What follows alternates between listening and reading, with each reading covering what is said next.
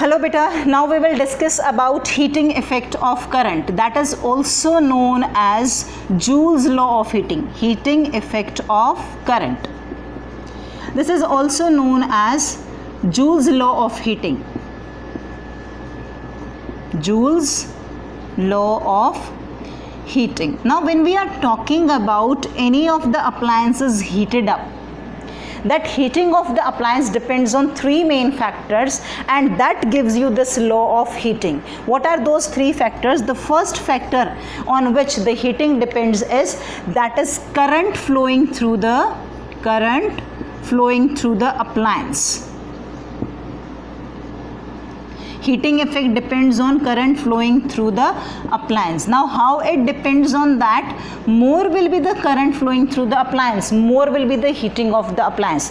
जितना ज़्यादा करंट किसी भी अप्लायंस में से फ्लो करेगा, सपोज अगर मैं ये बोलती हूँ कि ये आपका कोई भी अप्लायंस है, ये मैंने किसी भी पोटेंशियल डिफरेंस पे इसको काम कराया, सो जितना ज़्यादा मैं इसके अंदर से करंट फ्लो कराऊंगी, आई का वैल्यू जितना ज़्यादा होगा उतना इसका जो अप्लायंस का जो हीटिंग है वो क्या हो जाएगी, ज़्यादा हो जाएगी. So I can write this heating that is directly proportional to square of current. When we did it practically तो हमारे सामने आया कि जो heating है ये किसके directly proportional आया, square of current. जितना ज़्यादा current flow करता है उतना ज़्यादा appliance का क्या हो जाता है, heating हो जाता है. Second, it depends on I told you in the beginning, it depends on the three factors, and the second, it depends on the resistance of the wire. It depends on the resistance of the wire.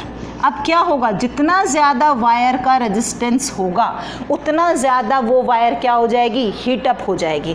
So heating depends directly depends on resistance of wire, क्योंकि जितना ज़्यादा resistance होगा उतना charge को flow करने में रुकावट आएगी, जितना रुक के फ्लो होगा उतना ज़्यादा क्या हो जाएगी उसकी heating. So it directly depends on resistance of wire. And third factor it depends on which is depends, that is the time for which current is flowing. जितने टाइम के लिए करंट उस अप्लायंस में से फ्लो करता है, जितनी ज़्यादा देर के लिए करंट फ्लो करेगा उतना उसमें क्या हो जाएगा, ज़्यादा heating effect. So this heating effect is directly proportional to the time for which the current is flowing through the appliance. When we will combine all these three factors we can get H is directly proportional to I square RT, where I is the amount of current flowing through the appliance, R is the resistance of the appliance, and T is the time for which the current is flowing through the appliance. After removing this constant of proportionality,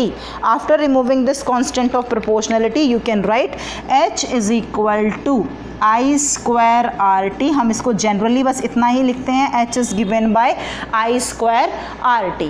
And if this I square RT which we are calculating, that is done in the terms of joule. ये किसके terms में आया है हमारे पास, joule.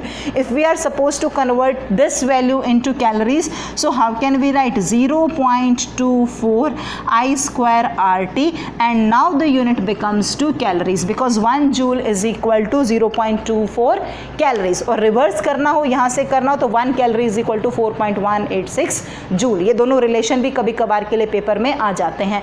And this law H is equal to I square RT is known as Joule's law of heating. Okay.